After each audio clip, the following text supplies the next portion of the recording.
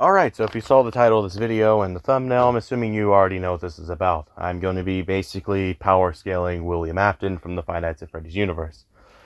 This might seem like an odd character to scale in a pretty long video, especially since I don't really do videos on set characters very often.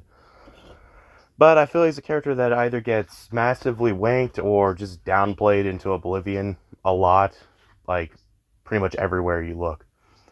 I don't really think he's scaled accurately most of the time. People either seem to think he's just a rotting corpse in an animatronic suit that you could, like, beat by yourself in a 1v1 fight, or that he's like some multiversal god that is completely unstoppable due to some stuff in the books. Well, he's neither, at least within the main canon stuff of FNAF. I will be sorta talking about non-canon stuff in this, but only stuff that can be kind of scaled to the main canon, as there's split timelines that share characters, lore, blah blah blah. So they should scale to each other. Now, to understand how powerful William Afton is, you must first understand how powerful the FNAF 1 animatronics are, as he kind of just scales to them. This might not make sense at first, but it will eventually. Before I even get into their scaling, it's important that I mention where and when I'm going to be using the novels here, and also what versions of Afton I'm actually scaling. And even what characters that are called Afton are even actually Afton. So this might be a little confusing, but the books have both 100% canon to the game books, like the week before, which is basically canon to the games, 100% canon to FNAF 1, and by proxy the rest of the games. But there's also books that are technically a different timeline, different universe, blah blah blah. However, these books are stated by Scott to be pieces on the second piece to the same puzzle the game is. They're also both stated to be canon, and they're basically just alternate universes that share lore. So scaling from FNAF 1 animatronics in the books to the FNAF 1 ones from the games is completely fine, as they're literally the same characters, just in different timelines. There should be no stat differences here, as the lore for the characters is basically identical, and they're made by the exact same guy. So nothing states that there's a difference of power there, and even if you don't use the novel stuff, you can get the FNAF 1 animatronics to the same level they are in the novels, off just stuff from the canon novel, as well as the games. So even on a scaling department, the scaling that they get from the novels is consistent with the stuff they get from the games and the canon novel. So I think it's completely fair to use novel scaling for characters in the main canon, so long as it makes sense within the context of the lore of both of them. Obviously, there's some cases where it doesn't, like certain versions of Afton from the novels are stronger than the one we see in the games, and certain versions of characters in the games, like, say, Nightmare, are definitely stronger than the twisted animatronics we see in the novels. Even though they're kind of the same thing, there's some notable lore differences there, and some pretty different arguments for what they even are, as currently right now it's widely believed that Nightmare is Shadow Freddy, which by proxy would make him an agony creature, which should make him stronger than the twisted animatronics just by default. But that's just an example here. Now on to the other question. What versions of William Afton are still William Afton? If you haven't caught up with FNAF lore past like Security Breach and like some of Varun, you're probably really confused as to what the hell I'm talking about right now. Well, I'm not going to make this a FNAF lore video instead of a power scaling video, but oh boy is it confusing right now, because we don't know what is Afton and what isn't Afton. The biggest debate right now is Glitchtrap and Burntrap. There's a big part of the series that implies that M1 and M2 from Secret of the Mimic are Glitchtrap and the Mimic, by proxy Burntrap, and yeah, they think that M1 is Glitchtrap, M2 is Burntrap, etc. So they're kind of just implying that Afton isn't involved here, since the Mimic's just mimicking him. This is also backed by stuff like the memory dolls, could be used to kind of keep the Mimic's memories and programming, pretending to be Afton after the Princess Quest ending of Security Breach, which would kind of mess that programming up. There's still the argument that Afton's circuit boards from Springtrap might have infected the programming, and Afton could still be part of it, kind of like a hybrid of the Mimic and Afton, which could be backed by the Princess Quest ending potentially destroying Afton's role in that, and maybe that's why the Mimic no longer looks like Burntrap in Rune. There's also some debate on if Burntrap is the Mimic. He's the Mimic. There's a lot of stuff that backs him being a Mimic. I know there's a size difference, and they have some differences in appearance, but I mean, there's differences in a lot of stuff in FNAF from designs from game to game. But the big thing that supports them being the same thing is the fact that Steel Wool themselves put Burntrap's claw marks in his area that's empty and ruined, and then put those same claw marks in the area where the Mimic gets sealed off, implying that they're the same character. This would also be the arm that the Mimic would have lost, the arm that doesn't match Burntrap, which would back the fact that that exact arm probably got destroyed in the cave-in. And we can see the damage from that on the Mimic's model itself. So I really do think that the Mimic is Burntrap. There's a lot of other stuff that backs it as well. The only big argument that I hear a lot of people say that argues that Burntrap and the Mimic are different things is some people think Burntrap's made up, which isn't true, because the argument that he's made up is because he's in a drawing, and they think Gregory made up all the alternate endings. But the thing about FNAF endings is, one, they could have happened. That's a big part of FNAF endings. There's stuff that could have happened, not stuff that was made up. And then there's also the blob drone there, and we know the blob / the Tangle is a real entity within FNAF. We know it exists. We know it's still in there as of Rune. So having a made-up thing next to the real thing and the exact ending where that real thing was in would kind of be odd. I'd highly doubt Gregory would have made that up in his head. So Burntrap is likely a real thing, but he's also likely the Mimic.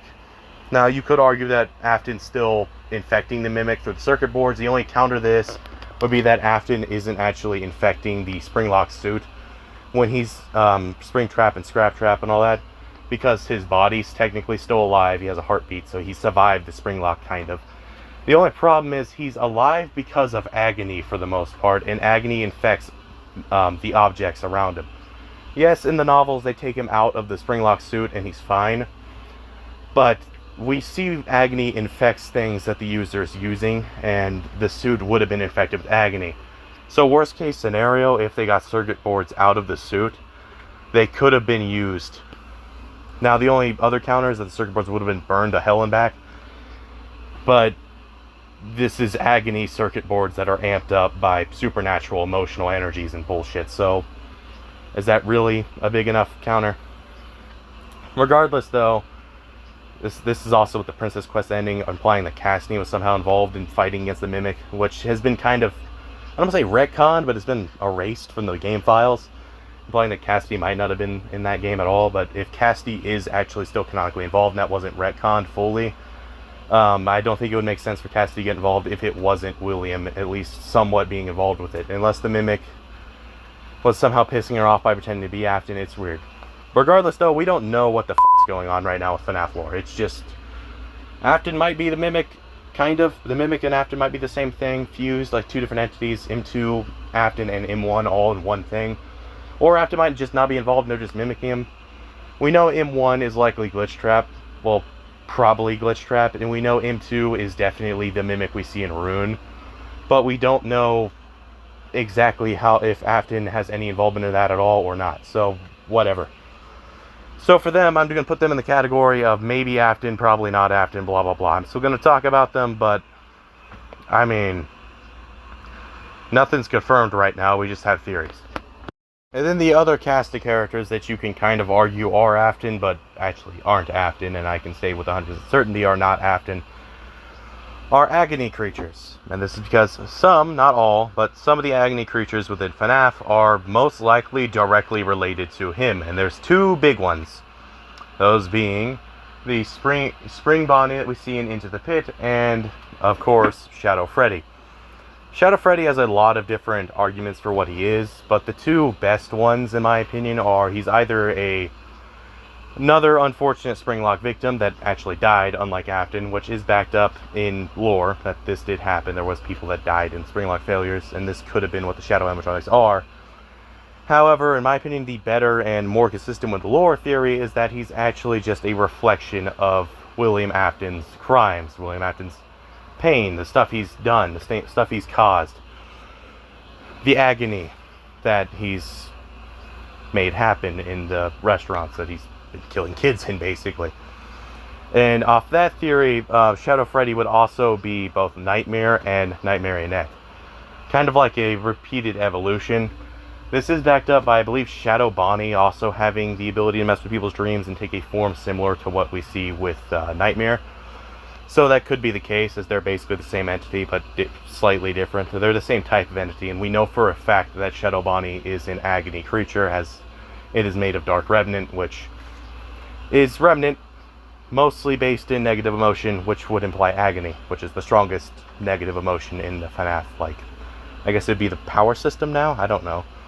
Regardless, though, yeah, Shadow Freddy is in fact both Nightmare and Night Marionette. Yeah, Shadow Freddy's way stronger than Afton.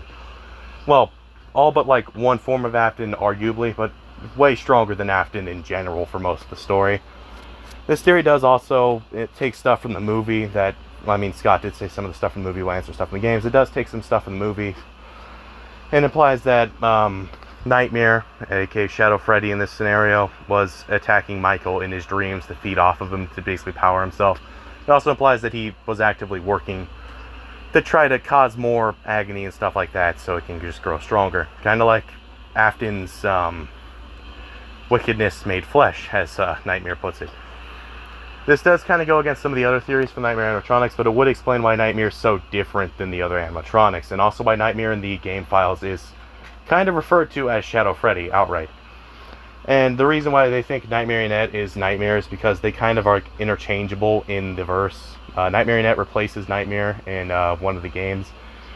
And yes, Night Marionette is canon as of currently. The original appearance of Night Marionette wasn't canon, but newer appearances are.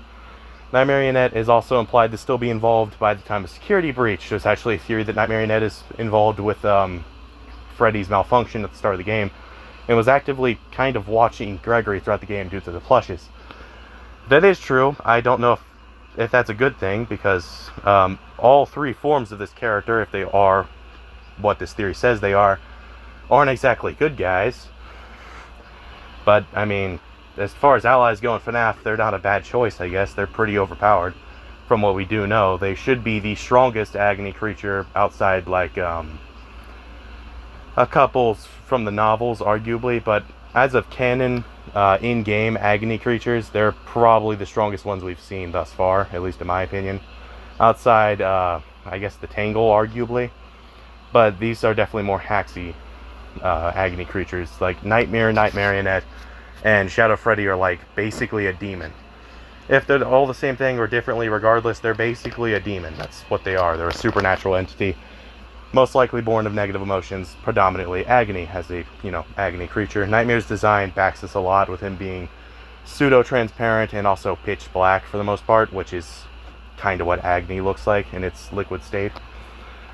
So I do think it's likely that they're an agony creatures, but just because they're born of the stuff that Afton did, and they have statements that imply that they are born of the evil that Afton caused, they're like a reflection of him. The Nightmare puts it as he's his wickedness given flesh, or like made of flesh. So like he's literally just Afton's evil in a physical form.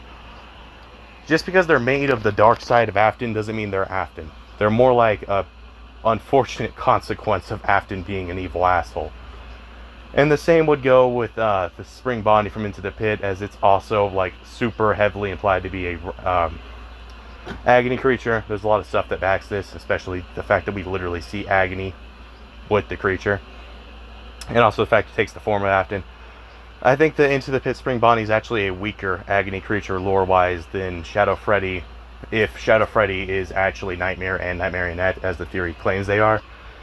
Then I do think that it's the weaker of the two Afton-based Revenant creatures, but it's definitely not weak lore-wise in terms of, like, in general scaling. Regardless, though, I'm not going to count these as Afton, because, for one, Nightmare and Shadow Freddy and Night Marionette scaling for this would pretty much hinge on a theory that cannot be 100% backed, as there's other theories that kind of try to counter it that are pretty much just as viable. I do personally believe the theory that they're all three the same thing, though, as I feel it would be the coolest and make the most sense. Lore-wise, I also don't see too many counters to it. And Into the Pit Spring Bonnie just doesn't have anything too insane that would really go great with the games, especially considering that Into the Pit is probably the weirdest thing to scale out of all of FNAF, especially with the ball pit, as there's unironically multiversal arguments for it, but some people will just completely disregard those because how it functions. Regardless, though, stuff like the Pit doesn't just scale to Afton in general, besides one form of him, arguably, as I'll get to at the very end of the video. But, pretty much any version of Afton from the games would not scale to the Pit at all, nor characters that scale to the Pit like Eleanor at all. So it just isn't viable here. Also, I won't be going over FNAF World because, though it is technically canon, it's just a different reality, or there's a lot of theories as to what it is. It just, the scaling for it doesn't line up with everything else in the series, and I think it's pretty obvious that the characters aren't supposed to scale to their FNAF World counterparts within the main games and books, unless it's explicitly in the FNAF World version of the books and games, blah blah blah. So for that, yeah, I'm going to be using only stuff that can be confirmed Afton or kind of backed up to be Afton himself to some degree. So the characters I'll be scaling in this video, finally, almost 16 minutes in, are Human Afton from just a combination of the video game and book versions, Springtrap, Scrap Trap, Burn Trap, aka the Mimic. I'll be scaling the Mimic, obviously. And I guess Glitch Trap. I will also be going over the Afton amalgamation. I will not be going over future Human Afton from the novels, as he just doesn't have anything that good. But I will be going over the Afton amalgamation as well. So those are the quote-unquote Aftons I'll be going over, even though two of them are arguably not even Afton. And one of them is barely Afton, because it's basically just an agony monster like Tangle or Shadow Freddy, but honestly I think it's less intelligent than Shadow Freddy if Shadow Freddy is what the theory claims it is. So yeah, that's the Aftons I'll be going over here. So, how strong is Human Afton? Well, Human Afton, even in the novels, can casually overpower people. And he somehow managed to choke out, well, not really choke out, but choke a android made of technology that should at least be in a similar tier to what we see within the Funtime animatronics, which are already way more advanced than the ones from FNAF 1, which I'll get into in a minute. Now, I'm not saying off this one feat he's stronger than FNAF 1 animatronics. The android he was quote-unquote crushing the windpipe of didn't even know it was an android. So I doubt she would have even died if he would have crushed her windpipe. I don't think that's how androids work, but he was still able to cause physical pain and overpower and lift off the ground and even potentially start bending the material within an android of that level, which is already beyond what a normal human could do. He also pretty casually overpowers a police officer with like one hand. Granted, he's in the Spring Bonnie suit when he does this, so you could argue that might have amped his strength up a little. But, well, potentially a lot, but, I mean, it's not like it's a suit of power armor or anything. We do see it kind of amp him up in the movie, but the movie Afton's not as strong in his human state as the novel or game Afton. And then game Afton also managed to dismantle the FNAF 1 animatronics, which is obviously extremely impressive. Some people claim he used a crowbar or fire axe for this. I failed to find where that was ever confirmed, because from pretty much everything I've seen, it's stated outright that he overpowered them. Again, stated outright, he overpowered them. Now, did he do this with his bare hands? Maybe. It could just be the animation, and we don't see whatever he was using, but it's stated that he overpowered them. He did not sneak up on them, he did not rush them, he overpowered them. I mean, it's kind of hard to argue if that's an official statement. So, yeah, he's stronger than the FNAF 1 animatronics, or at least on their level, at worst. Unless you think they were programmed to just not attack him or something, which wouldn't make sense because they're already attacking people, so... And there's ghosts in there that are shown to be able to override that stuff and still attack them when they're out of the suit, so, like... They were probably trying to attack him and he just beat them. And before someone says, well, it wouldn't make sense for a human in this verse to suddenly be superhuman, this is the same universe that has a guy break an animatronic's legs in a fit of rage. The same animatronic is later shown to be strong enough to casually survive a pretty absurd car crash, and is also shown to be capable of lifting, like, moving and lifting literal tons of metal for the most part, and swimming through essentially liquefied metal, like molten metal. This thing swims through that casually. This thing's also throwing stuff through walls, breaking stuff. Like it's able to fight the Tangle later on as Burn Trap, but or just the Mimic. Yeah, he broke the Mimic's legs, by the way, him too. The only argument I can hear anyone say for a normal human not being superhuman if they did that is, I guess, the mimic somehow nerfs its durability when it's in its David form, lore-wise. I don't think that makes any sense. We know its legs got broken. It's not like metal suddenly gets weaker because you're off guard. This isn't like a power level situation from Dragon Ball. It's not magically weaker. And it didn't have agony or any soul energy there to begin with, so that argument doesn't even make sense. So, if a normal human could break the legs of a pretty much superhuman entity in a fit of rage, a human weaker than Afton, who's described as being like unnaturally strong already, I don't think it's out of the question to say that Afton might have been pretty abnormally powerful, especially considering that he also stomps in Funtime's Freddy's face as a human at one point. Like, stomps Funtime's Freddy's face in. Again, an animatronic more advanced than the FNAF 1 ones. He stomps its jaw off, basically. How the hell does that work? So, yeah, Afton's superhuman, at least lore-wise. Now, is he superhuman for the verse? Maybe, maybe not, but if you were to compare him to a real-life human being, he would kick Mike Tyson's ass, that's all I'm going to say. And I know someone's going to bring up, well, if he's this strong as a normal human, why did he target children? Why didn't he go after adults? Well, people tend to notice when adults go missing a little more than children, and by that I mean if you get rid of an adult that's a bigger body you have to hide, when you can't exactly stuff in a suit, you're also in a position where you own a children's entertainment company for the most part. You have several restaurants made for children's birthday parties. Why would you go after the parents? Someone's gonna notice a lot more obviously if a parent goes missing. Now the kid's stuck there. Like, there's some problems with that. Whereas the kids, he could easily hide them. He could easily dispose of the bodies with the suits. Like, it's messed up to think about, but it's an efficiency thing. Same with the Funtime animatronics. The reason he used them to go after children is because it's a lot easier to fit a kid inside an animatronic than an adult. He also probably just preferred going after kids. It's not like he wouldn't go after adults. If you read the novels and graphic novels, he seems like he'd go after just about anybody, and he does go after adults at points. So, it's not like he wouldn't attack an adult. It's just an efficiency thing, really. That's all it is. That's the only thing it is. That, and he's in the perfect opportunity to target children over adults. Like, he has the perfect setup to go after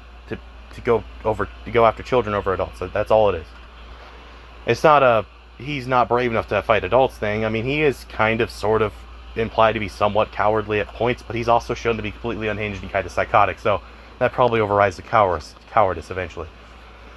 And as Springtrap, I mean, he's going after Michael Afton, who's not only an adult at this point, but an android zombie superhuman already. I mean, he survived attacks that would kill a normal person. So he's going after a superhuman as Springtrap, and he doesn't really care. He also overpowered the animatronics, which are stronger than any normal human. We see them overpower grown-ass adults. So, like, implying that he couldn't go after adults because, like, he went after kids is kind of strange when he shows that he easily could. It's just, he was in the perfect position to go after children instead. I mean, it's a really messed up segment of this video, but that's just something that needs to be addressed. He's not weak because he went after children.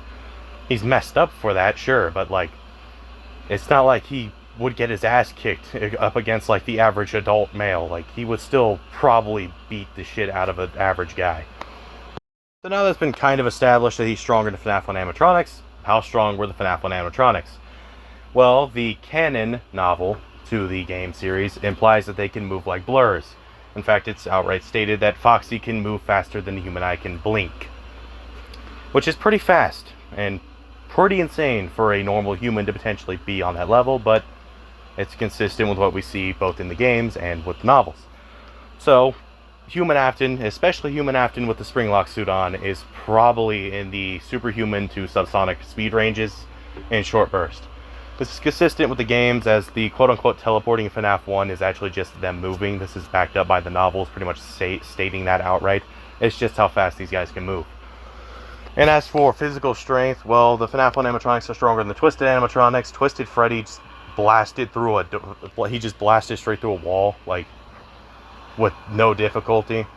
Unsurprisingly, blasting through a wall is in fact wall level. It's been calced to wall level, so it's not like I'm just saying it's wall level because it involved a wall.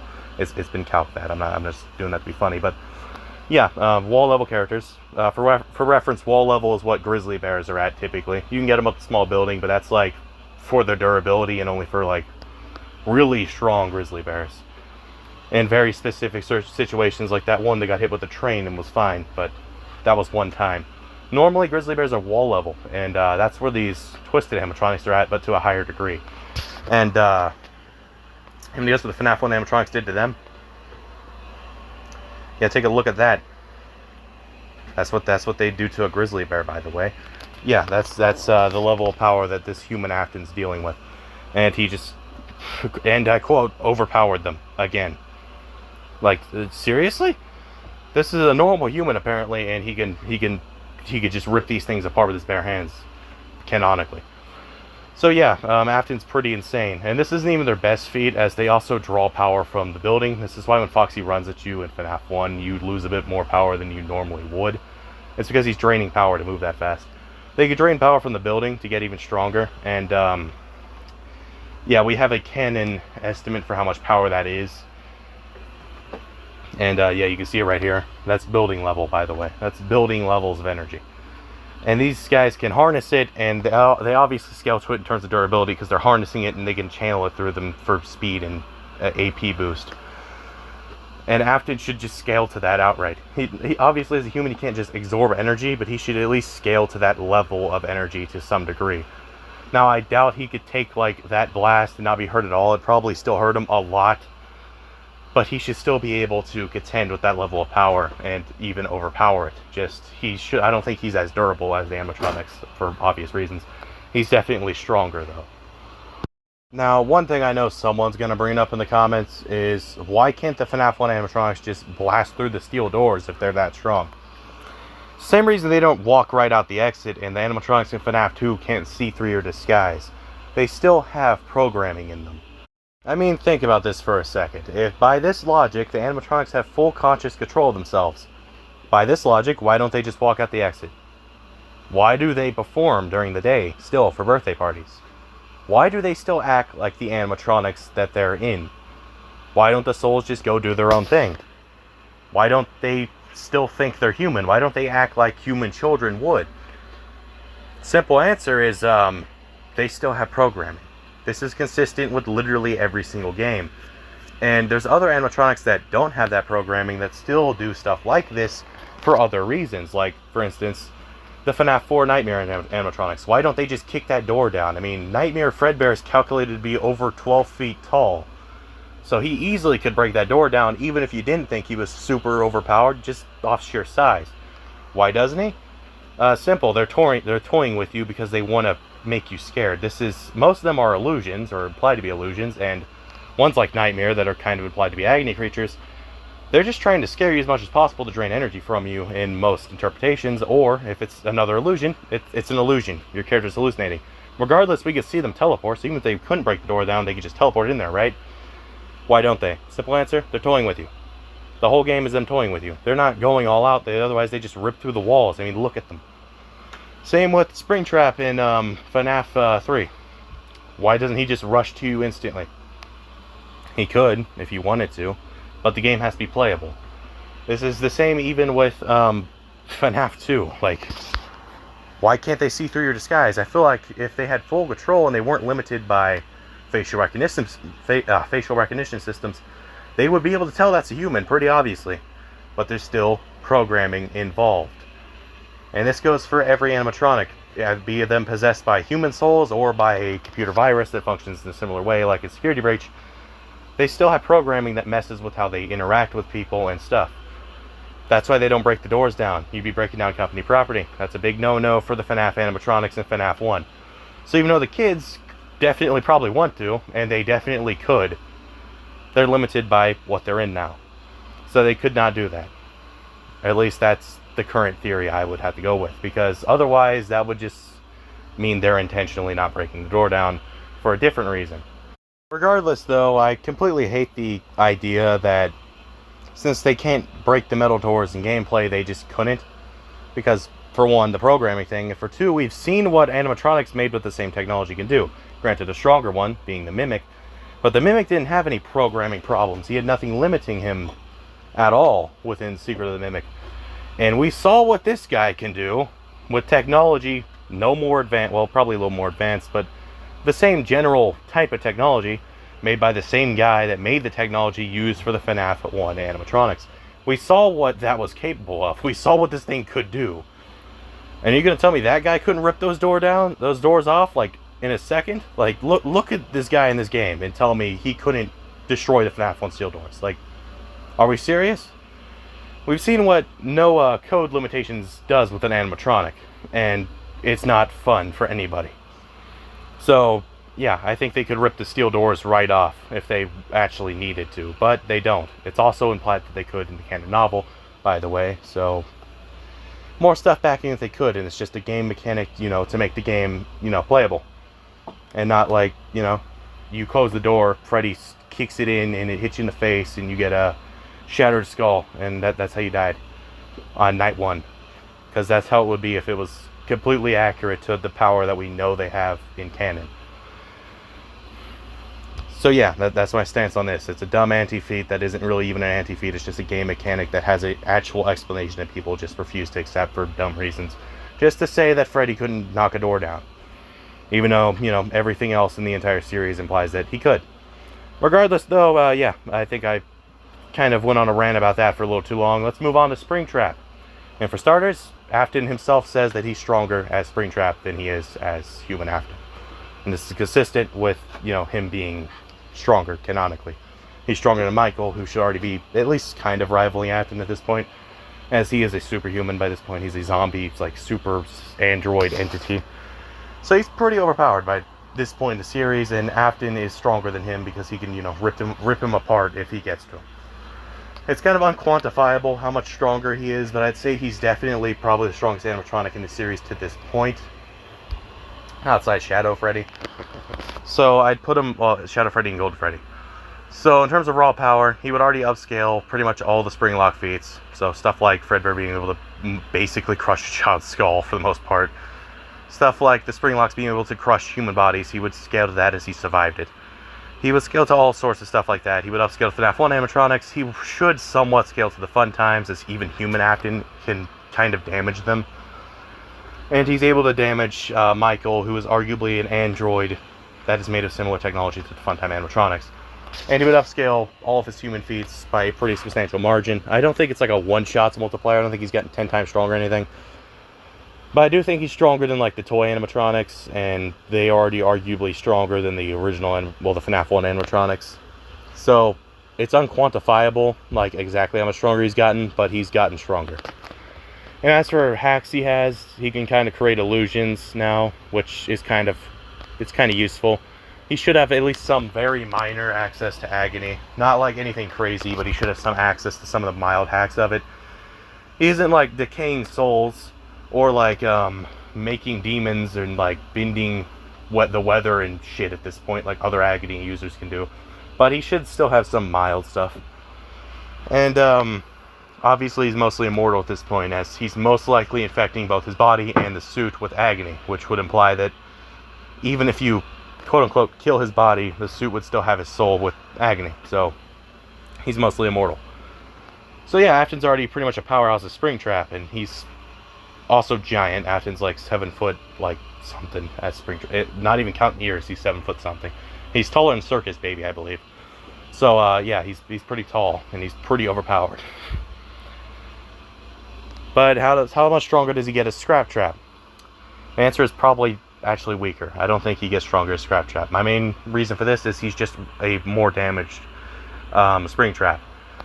He does arguably get stronger as Dark Springtrap, as there's some arguments that imply that he might have actually been at his peak as Dark Springtrap, which is Springtrap after the fire in FNAF 3, which is also what Scraptrap should have been. Should have just been Dark Springtrap, but whatever. That you can argue that Dark Springtraps are stronger than Springtrap just off some like very strange statements, but I don't think it makes sense, because canonically all it is a burnt up Springtrap. And the same thing with Scraptrap, except now he's missing an arm. He looks like Jimmy Neutron if he got like severely hurt in a dollar store spring lock suit. So yeah, the Peanut Afton is just weaker than Springtrap most likely, but stronger than human Afton. So like probably almost the Funtime animatronic level, but probably not. I still think the Funtime animatronics are stronger than Human Afton, even though he can damage one. I think if they were to like actually fight in a 1v1, he would lose to like Funtime Freddy or something. But I think Springtrap would win, and Dark Springtrap would probably also win. So at this point, Afton's pretty strong. Like, he's at least building level already. And there's also a sinkhole feat in the Twisted Ones that he might kind of scale to, but that feat required all the FNAF 1 animatronics. And its calcs are all over the place. There's also a very generous scaling chain, as it wouldn't really scale to any individual hits of Afton. It would be like a repeated overtime thing, but that has been calced all over the place, from like large building plus all the way to city level. Most consistent I've seen is like city block level plus. So, yeah, I mean, you could kind of use that for Springtrap. I would not use that for Human Afton or Scraptrap, but you can kind of use it for Springtrap and Dark Springtrap, I guess.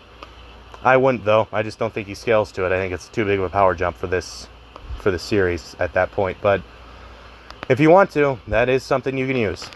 So, in my opinion, Springtrap and most of the other traps by extension are at least building level. Potentially building level plus, is they're just significantly stronger than stuff that's significantly stronger than building level characters like the FNAF 1 animatronics. So I'd actually say building level plus to large building level at this point. And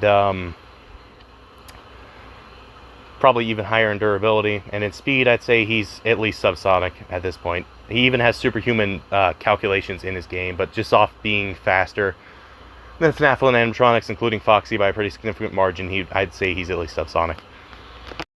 I'm pretty much just going to skip over Glitch Trap because it's a virus. It's a computer virus.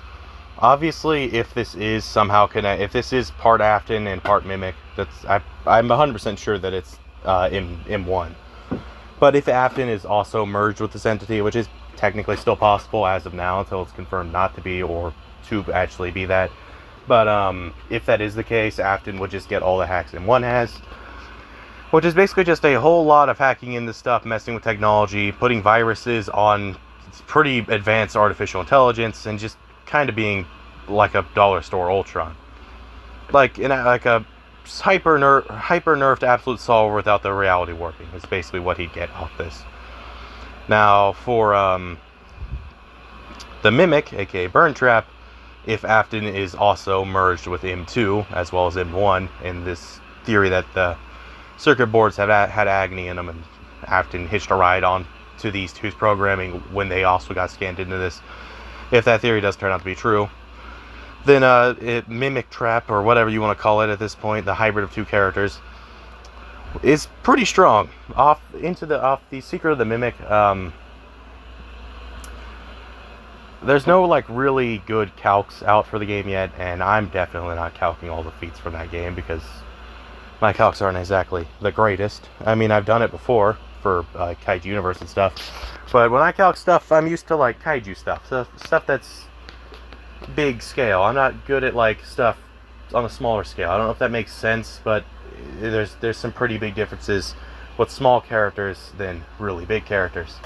So really big characters tend to do a lot more straightforward stuff. Like they drain energy out of something, you just calc what they're draining the energy from, you find the average amount of energy that thing would have, blah blah blah, you scale it all to each other. They make a really big explosion, you see if it vaporized or like fragmented, violently fragmented, all that. You find the overall size of the crater or whatever was left behind, and you just calc that. It's pretty straightforward usually with like kaijus and stuff. With FNAF, you have to deal with like speed, you have to deal with like how stuff like metal gets bent, like all that different forces. I can do it, but I was already behind schedule with this video because some personal stuff came up, so I'm just not going to, because you could kind of, nothing in this game is more impressive than what the Mimic already gets off Security Breach's implications.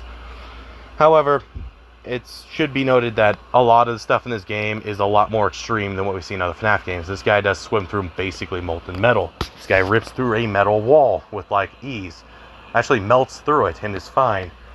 This thing can pretty casually rip through metal like it's made of paper. This thing can throw robots so hard it like destroys rooms. Like, this guy's he's got some power.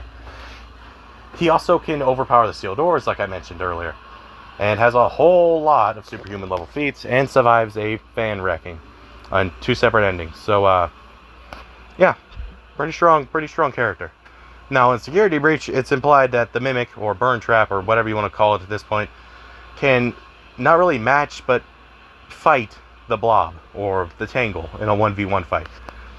Now, how well it did is kind of up to interpretation, but seeing as it isn't dead, we can assume it didn't get absorbed. And if Burn Trap is the Mimic, which it's heavily implied it is, Burn Trap probably just lost the armor that made it look like, well, not really armor, the suit that made it look like Burn Trap, and probably a couple parts, and the Mimic was what was left. But they still fought, and they didn't die, which is extremely impressive because the Tangle can literally create temporary earthquakes, which can get up to town level, actually higher. So it could also burrow through under the Pizzaplex to a like city block, to multi-city block degree, which is also incredibly impressive. So does the Mimic scale to that level of energy and that level of destructive power? I don't think it has that destructive capacity to it, but the AP, I guess, almost being there, just not quite to the full extent of the Tangle. I do think it kind of scales to the Tangle, just not like a one-on-one like perfect match in terms of stats. I still think the Mimic's a little weaker, but it's not like 100 times weaker or even like 10 times weaker. I'd say it's like at least half to 3/4 as strong as the Tangle. I know that might sound insane given the size difference between the two, but I mean, if it was any weaker, do we really think it would have survived the thing? Like, come on. If it was any weaker, if it was like even a 10th the strength of the Tangle, that's a one-shot's difference in fiction most of the time. So, like, yeah, it has to at least be somewhat comparable. At worst, I'd say it's a 4th. It's a 4th as strong as it. I don't think any, like, an 8th, that's pushing it. Like a 5th, that's, in my opinion, where it starts pushing it a lot. So, 4th to, like, 3/4 of the Tangle's energy it has. And the Tangle should also kind of scale to other, agony-based creatures, which there's a lot of them in the books, or at least creatures that are based around Remnant and stuff. And some of them can like summon storms and stuff, which also has like town level arguments, usually like city block level though. So regardless, yeah, it's pretty consistent for the Mimic to be in that general ballpark, just off that one argument. And the bare minimum, the Tangle would be there, and the Mimic can survive the Tangle. So if you do think Burn Trap is William Afton, the strongest William Afton in the games is Burn Trap. Because not only is Burn Trap amped up by a assload of energy from the Pizzaplex, like a stupid amount of energy. Like, this guy is absorbing so much energy, people are like, that's kind of strange. So he's amped up like insanely at this point. He's stronger than any prior version of Afton would have been. He'd be pretty strong. This would also explain why the Mimic's feats are less well, the Mimic can go from having impressive but not like groundbreaking feats in Secret of the Mimic to being able to 1v1 one of probably the strongest thing in FNAF games ever in the next canonical appearance, but the first appearance it had. So yeah, I think that's how strong William Afton is in the games. However, there's one book exclusive version I have to talk about, and that's the Afton amalgamation. And I'll be pretty blunt, in its basic form, before it's gotten to its maximum power, meaning before it absorbs Eleanor, it is not that strong. It's described as actually being Afton's weakest. Most of its feats that have been calced are in the small building ranges, like Wall Plus small building, which is under the FNAF 1 animatronics, unironically. I still think it's stronger than them, but not by a lot. It's an agony creature, and at this point, Afton does have some pretty decent agony hacks. Stuff on par with stuff that we see the Stitch Wraith have, which includes like Soul Decay. So some pretty absurd abilities, hacks-wise, compared to other Aftons. But in terms of raw power, I do think Springtrap could honestly hold his own and probably beat the Afton amalgamation before it absorbs Eleanor. Once it absorbs Eleanor, though, who lets it absorb him, let's not pretend he overpowered her, he did not. If you believe the higher ends for Eleanor scaling off the ball pit, yeah, he'd be multiversal. Because the ball pit, I know a lot of people like to say it's not actually universes, they're described as parallel universes. We know they have their own time spaces, and we know they function like a universe. Now, some people think they're just memories and all that bullshit, but like, off what we see, they function and act like different time spaces altogether. So, in my opinion, they are universes. And that would put Afton at multiversal in the Afton amalgamation post Eleanor absorption. Only problem with this, though, he doesn't have that power for very long, and I don't think he even knew how to use it well, because he then gets defeated pretty easily and then drowned in a lake. Not really drowned, but just dropped in a lake and he's gone. So they can argue multiversal, unironically, for the strongest Afton in the series. It's an Afton that's at his, like, breaking point. His soul is, like, basically falling apart. He's a literal monster made of trash, like just straight trash, and he's barely clinging on to reality. This is Afton at his lowest point, and it shows. Even if he did have that insane power, he could still be defeated because he doesn't know what he's doing with it. Afton is at his dumbest and the lowest point in the series at this point. And he's defeated fairly easily, yet again. So, though I do think the Afton amalgamation is consistently at the highest level, at its, like, peak energy, it's still probably not the strongest Afton in terms of, like, consistency, just because it needs Eleanor to be absorbed to be at that level. And it's only at that level for, like, 2 seconds. For the rest of its time, I'd argue it's, like, Springtrap level, unironically, not that strong. Like, I'd say Springtrap would probably beat the Afton amalgamation if they were to fight one-on-one, unless it used soul decay, obviously, but even then you kind of argue Afton has resistance to that, as he does still have agony, even as Springtrap to at least some degree. So, yeah, off hacks, the Afton amalgamation is, like, the craziest Afton, and off raw power, if it has absorbed Eleanor, it is the strongest Afton. It's also the weakest in terms of consistency, the weakest in terms of durability, most definitely, because how it's, like, functions. And Afton at his least intelligent and weakest, like, most desperate point. So the answer to the question of how powerful Afton is, I'd say on a consistent level as a human, he's anywhere from at least small building level to just building level outright to building plus. As Springtrap and just the traps in general, besides the Afton amalgamation and burn trap, he's pretty much a, like, unstoppable force in FNAF for the most part. He's at least large building level, in my opinion, just off how much he upscales the other animatronics. I don't think he gets higher than that because the sinkhole feat's a little shaky for me, but if you did use that feat, he can get all the way up into, like, multi-city block plus. I wouldn't go there that far, though. I'd say consistently he's in the large building levels at this point. As Glitch Trap, it's just hacks. Like, when it comes to power scaling, Glitch Trap has nothing to really go off of. Burn Trap will just scale to the Mimic, and the Mimic is scalable to town level characters. Like, at least town level characters. So I'd say in the low town levels to potentially higher, but most likely just city block to low town level is where Burn Trap would find himself at, as well as the Mimic in general. I don't know about Secret of the Mimic, as you could argue that the energy absorbed and security breach amped it. But this particular Mimic, the one that people think might have Afton in it, is extremely powerful. And then the Afton amalgamation in its base form is just kind of comparable to Springtrap in terms of raw power, but I still think it's weaker than Springtrap, because I feel like on a consistent end, it's not much more. I don't think it's actually less impressive than FNAF 1 animatronics, unironically. So, like, I know from a story standpoint, it's supposed to be stronger to some degree. It's just Springtrap has so much better, like, scaling arguments. It's kind of insane. This is called Afton's weakest point. Springtrap was apparently one of his strongest, so I think Springtrap's actually stronger. And then we get to the strongest peak Afton amalgamation form. Yeah, you could argue multiversal for it, but if you don't buy the multiversal scaling, it would just be like at least twice as strong as Springtrap, because Eleanor's stronger than Springtrap, but the Afton amalgamation is weaker. They're both agony users. So if you want to scale Eleanor to Springtrap, because they're both agony users, then they would be, it would just be Springtrap times 2 for this peak Afton amalgamation. Strong, like, and in my opinion, at least like not multi-city block, but city block level at least. Unless you use sinkhole feat, then you get the multi-city block to even, like, town level.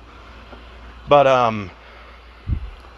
yeah, the Afton amalgamation is just a weird guy to scale.